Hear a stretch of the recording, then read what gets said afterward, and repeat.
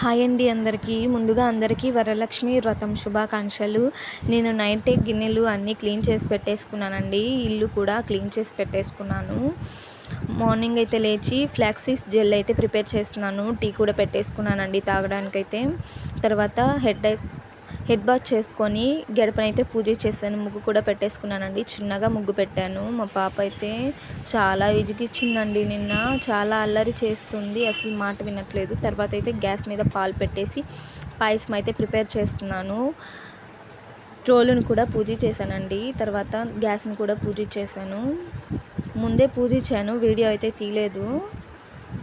తర్వాత దేవుడి దగ్గరికి వెళ్ళి నిన్న నైటే అన్నీ క్లీన్ చేసి పెట్టుకునేసాను. కుందులన్నీ, దేవుడి కుందులన్నీ. ఈరోజు మార్నింగే లేచి పూజ చేసుకుందామని చెప్పి పువ్వులన్నీ పెట్టి రెడీ చేసేసుకున్నాను. పాయసం రెడీ అయిపోయిన తర్వాత పాయసం పెట్టి దేవుడి దగ్గర టెంకాయ అయితే కొట్టేసుకున్నాను.